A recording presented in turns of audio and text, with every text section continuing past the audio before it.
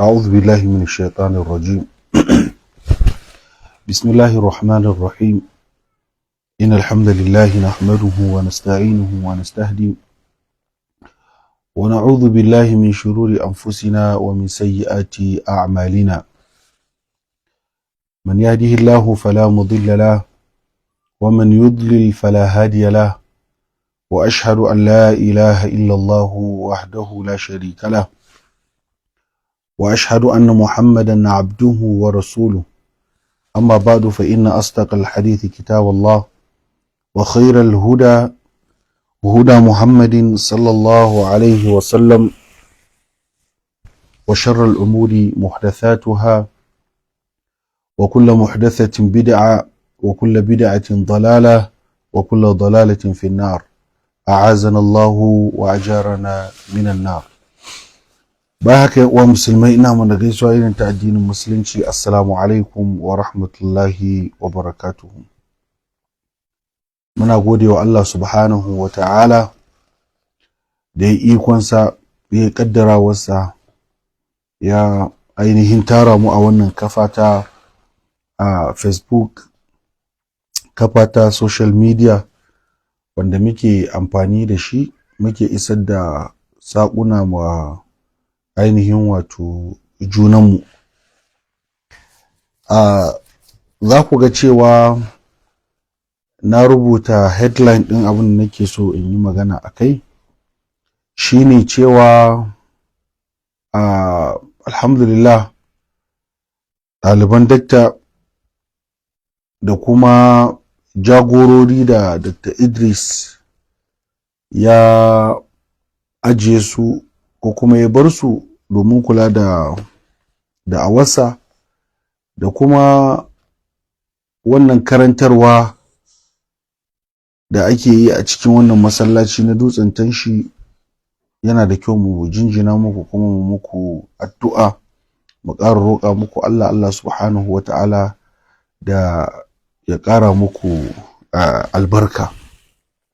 Shi yasa nake cewa alhamdulillah, alƙawarin ɗaliban Dr. Idris sun fara cika wato alƙawarin da suka ɗauka tsakankaninsu da babban malaminmu shine Dr. Idris Abdulaziz Dutsen Tanshi.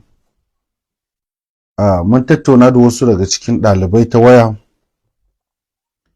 dangane da tsarin karatuttuka da za a ɗaura a cikin wannan masallaci. Wannan abu ne mai daɗi wanda duk wani wanda idan ya ji zai ji daɗi kuma zai yi murna dangane da wannan ci gaba da aka samu. Ɗaliban dakta sun zauna da dattawa wanda suke kula da wannan jagorancin wannan masallaci, kuma sun fitar da wato waɗanda za su ci gaba da darussa a cikin wannan masallaci, tsakanin wanda da can suke yi da kuma wanda suka zamanto cewa da ba sa yi kuma aka shigo da su, wanda yanzu za su kasance cewa za su yi, wanda kuma duka an ware wanda ya zamanto cewa za su yi wannan karatuttuka. Kuma bisa ga bayanai da muka samu cikin satin nan za a fara duka wayannan karatuttuka. Wannan abu ne mai kyau kuma abin alfahari ne kuma abin munna ne. Saboda muna muku addu'a Allah ya sanya muku albarka, kuma Allah ya sa kar ku gajiya, kuma Allah ya ƙara muku jajircewa. Abin da zai burge ku sosai kuma ya ƙara sa muku wato farin ciki a cikin zuciya shine wannan masallaci da kuke gani na Dutsen Tanshi, Dr. Idris ya raya shi ne da karantarwa. Ya yi khutubar Juma'a, bayan ya yi khutubar Juma'a sannan kuma ya zo ya karantar da wasu littattafai tsawon shekara da shekaru. Kuma Allah subhanahu wa ta'ala, Allah ya sanya mashi san abun, yana da naci, yana da san abun. Zai je gona, ya je ya aiki a gona, bayan ya je ya yi aiki a gona ya dawo, duk da haka kuma ba zai gaji ba, zai zo ya aikin karantarwar shi da sauransu. Wanda idan ka kula da duka rayuwar Dr. Idris, ya fi ba karantarwa na wato ainihin littafi min ghilafin ila ghilafin, ya fi ba shi muhimmanci fiye da karantarwa wanda ya zamanto cewa na muhadarat ko kuma na zuwa wasu garurruka a jaye wasu ilqa'il walima da wasu muhadarori da sauransu, wanda kuma wannan shine karantar wanda ya zamanto cewa magabata ma suka fi bashi muhimmanci, shine a ɗauki littafi tun daga farkon littafi a kai shi zuwa ƙarshe. Wannan duk wanda ya mu'amalanci Dr. Idris ya san cewa wannan ɗabi'a ce tashi da ya tasiranta a kai. To alhamdulillahi kuma sai Allah ya azurta shi da ɗalibai wanda suka zamanto cewa su ma suna da irin wannan ɗabi'ar. Duk ɗaliban Dr. Idris zaka samu cewa suna da ɗabi'ar su ma suna da nacin karantarwa a wuraren da suke karantarwa. Suna da ƙoƙari sosai wajen su mayar da hankali su ga cewa sun karantar a majalisosin da ya zamanto cewa suke wato ainihin karantarwa. Suna da naci, suna da juriya, suna da ƙoƙari wajen wato wannan karantarwan. To yanzu kuma su ne za su ci gaba da wannan karantarwan. Kun ga kenan abinda Bahaushe yake cewa wai wato menene a Bahaushe yake cewa wai ya tsinke a dami ya tsinke a gindin kaba ne ko menene. Saboda haka yanzu babu dakta kuma bisa ga alamu insha Allah ta'ala wayannan ɗaliban nasa za su tsaya sosai da jajircewa wajen su ga sun karantar, tunda yanzu gashi nan ba su yi ƙasa a gwiwa ba har sun fara wato sun karkasa karatuttuka, kuma insha Allah ta'ala za a shiga karantarwa gadan-gadan. To alhamdulillah na yi wasu maganganu da shawarwari a wancan bidiyo da na gabatar na ta'aziyan dakta. Na ba da shawarwari ga ɗaliban Dr. Idris, kuma na ba da shawarwari ga wato ainihin dattawa wanda ya zamanto cewa suke wannan majalisi, kuma na yi imani za su gani.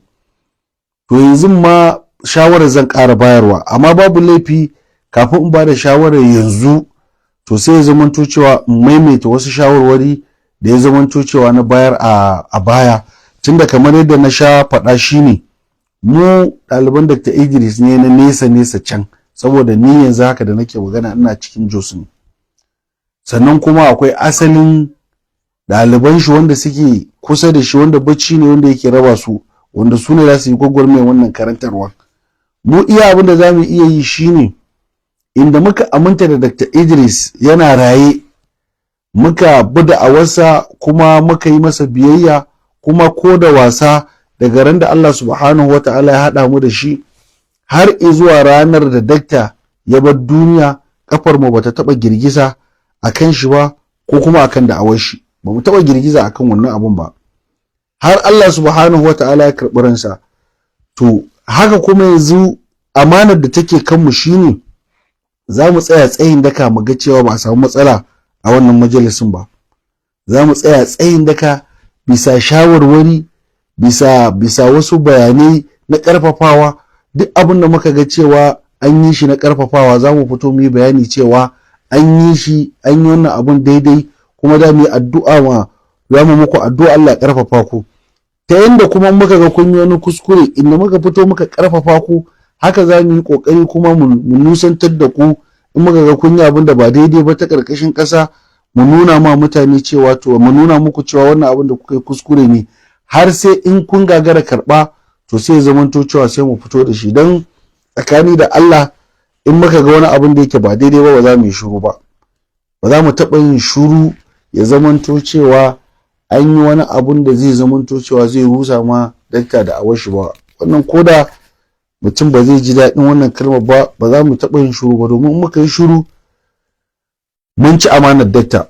Tabbas in muka yi shiru mun ci amanar Dr. Idris, kuma Allah subhanahu wa ta'ala ya san alaƙar da take tsakankaninmu da shi, kamar yadda ko ba kun san alaƙar da take tsakankaninmu da shi. A wancan bidiyon na faɗa nake cewa ku ji tsoron Allah ɗaliban Dr. Idris, sannan kuma ku ji tsoron Allah dattawa wanda suka zamanto cewa suna majalisin Dr. Idris. Shine na ce duk mutumin da Dr. Idris ya zamanto cewa yana cutar da Dr. Idris a lokacin da dakta yana raye, bi ma'ana bai aminta da Dr. Idris ba, bai aminta da da'awar Dr. Idris ba, to yanzu da dakta ya rasu kuma bai kamata kuma ku karɓe shi hannu bibi ba. Dalili na kuwa nan shine, na farko da can me yasa ya zamanto cewa bai yarda da awar ba, me yasa bai aminta da Dr. Idris ba, yanzu kuma bayan ya rasu me ya kawo shi? Na ɗaya kenan. Na biyu kuma, daga zaran kun yadda kun aminta da duk wani wanda ya zamanto cewa yana cutar da Dr. Idris yana raye, to yanzu kuka aminta da shi kuka jawo shi jiki, to kuna so ku nuna ma duniya cewa ko mutanen kirki ne, ba ku da damuwa, ba ku da matsala. Dama Dr. Idris shine mai matsalan, shine mai damuwar, kuma yanzu ya kau, sauraka yanzu za ku ci gaba da alakar ku da mu'amalar ku. Wannan mu kuma ba za mu yarda da wannan abun ba, ko da mu muna nesa za mu fito mu nusantar ma al'umma wannan ɗabi'ar. Sannan abu na biyu, na ba ku shawara dangane da wato duk abin da kuka tabbatar da dakta shi ya kafa shi da hannun shi, to kar ku rushe mishi. Shine na ba ku shawara akan maganar limanci. Dr. Idris yana raye, shi ya tabbatar da Malam Sagira akan maganar limanci, kuma yana nan ma wani uzuri yakan sashi ya sashi ya limancin, to bai kamata yanzu ya kuma bayan baya nan a kawo wasu mulahazat ko wasu bayanai a cire shi ba. Alhamdulillah, bisa ga duk bayanan da muka samu yana nan daram akan matsayin shi, yana nan akan matsayin shi. Sannan na ba da shawara cewa hatta karantar da littattafai, mutanen da ya zamanto cewa dakta ya wakiltar da su wajen karantar da wasu littattafai da ya zamanto cewa yana raye suna karantarwa, ko kuma yakan ba su dama su rike mushi littattafai a lokacin da ba shi a jin daɗi, ba shi da lafiya, to don girman Allah su ma bai kamata a taɓa su ba, bai kamata a taɓa su ba, sai dai in za a ƙara, amma a rushe wannan bai kamata ba. Duka wayannan shawarwari mun bayar, kuma bisa ga alamomi mun samu labarin cewa ana tafiya akan wannan tsari da sauransu. To abin da nake so in ƙara gaya muku na gaba yau a bisa shawarwari da nake ƙara bayarwa shine, kafin Dr. Idris ya rasu, kai tsaye ya ba ku umarni, ya ba ku shawarwari dangane da ɗaliban Malam Awal Albani Zaria, wanda kuma kun bayyana shi ma ko a bainar jama'a. To don Allah a yi ƙoƙari ya zamanto cewa a ƙara dagewa wajen mu'amalar ku da ɗaliban wato ainihin ɗaliban Malam Awal Albani Zaria, domin abin da yasa nake ƙara emphasizing, nake kuma ƙara ƙarfafa ku akan wannan wato wannan shawarar da dakta ya bayar na maganar ɗaliban Malam Awal Albani Zaria. Shi Awal Albani ya riga da ya rasu, kuma duk wasu abubuwa da ya kamata a ce an experiencing na rayuwa duk su sun experiencing din wa'annan abubuwan. To ku yanzu idan kuka zo, tun da ku yanzu sabo ne a wajen ku, samun wannan abubuwan a ainihin wato ainihin shawartar su zai sa ku warware matsaloli da dama idan matsalolin ta taso. Zai sa ku warware matsaloli da dama idan matsalolin ya taso, wanda kuma alhamdulillahi ɗaliban Malam Awal Albani Zaria ɗalibai ne wanda suka ƙaunaci Dr. Idris, kuma suka ƙaunaci da'awar Dr. Idris inda ya kamata a ce an ƙaunata. Sannan daga cikin shawarwarin da nake ƙara bayarwa, tunda alhamdulillah yanzu jama'a yana da kyau a dinga updating ɗinsu wasu abubuwa na ci gaba in aka samu. Yanzu kaga an riga da an rarraba darussa cewa za a ci gaba da yin wa'annan darussan. To yana da kyau duk mutanen da suke halattan majalisin Dr. Idris, abin da ka ji wani iri, yau a ce ka saba da dakta, yau kuma a ce Dr. Idris baya nan, Allah subhanahu wataala ya karɓi ran shi, to ba zai zamanto cewa ka ce kai ka yanke zuwa majalisin Dr. Idris karatu ba, domin dama ina zuwa da wani Dr. Idris to yau kuma baya nan, yaushe zan saba da wanda suke karantarwa. A'a, kar ka sa shi a cikin zuciyarka. Wallahi ina da yaƙini cewa insha Allahu ta'ala wa'annan wanda yanzu aka ba su jagorancin wannan wajen da tsayuwar da za su yi, insha Allahu ta'ala za su kwatanta abin da Dr. Idris yake. Dama a ce an samu wanda zai yi kamar Dr. Idris 100% abu ne wanda zai bada wahala. Amma yanzu idan wannan ya ce shi dama shi gaskiya saboda Dr. Idris yake zuwa yake jin karatuttuka, to yau kuma Dr. Idris ya rasu shi ya daina zuwa, kaga an samu koma baya. An samu koma baya. Ko kuma a'a, a cikin ɗaliban da za su karantar a majalisin Dr. Idris, wayannan ni na fa fahimtar karatun wannan kuma ba na fahimtar karatun shi, wannan ma an samu baya. Dole a dinga zuwa ana karfafa musu gwiwa, ana karfafa musu gwiwa. Dama uslubin da yanayin karantarwar abu ne wanda ya zamanto cewa mai wahala da idin da za a ɗauka. Allah ji kan Malam Ja'far lokacin da Dr. Sani ya zo zai yi bayani, ya yi shirin ire-iren wayannan bayanin wanda har a wannan lokacin ya sa mutane suka dinga kuka suna zubar da hawaye akan uslubin Malam Ja'far daban da uslubin shi Dr. Sani, kamar yadda ya faɗa, kuma ya lallashi mutane, kuma ya jajja musu hankali, ya kuma ƙara ƙarfafa su.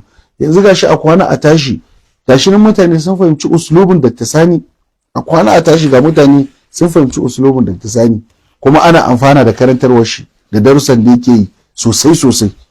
To saboda haka wannan ma da ya zamanto cewa dakta ya wakilta su wayannan ɗalibai nasa, alhamdulillah tun yana raye, kamar da na faɗa wasu suna yin karatuttukan, kuma wasu ya zamanto cewa a wannan lokacin tunda yana raye ya toshe wasu gurare, su kuma suna nan sun rike wasu gurare. To yanzu kuma Allah subhanahu wataala ya sa za a haɗu ga baki ɗaya a ci gaba da wato ainihin karantarwan ga baki ɗaya. To yana da kyau jama'a mu tare mu ƙarfafa su, mu ba su ƙarfin gwiwa, su ma su ji karsashi a cikin jikinsu na cewa mutane sun aminta da su, kuma an yadda cewa za su iya bada, ko da ba su bada abin da dakta yake bayarwa gaba ɗaya ba, za su iya bada kwatankwacin abin da yake bayarwa.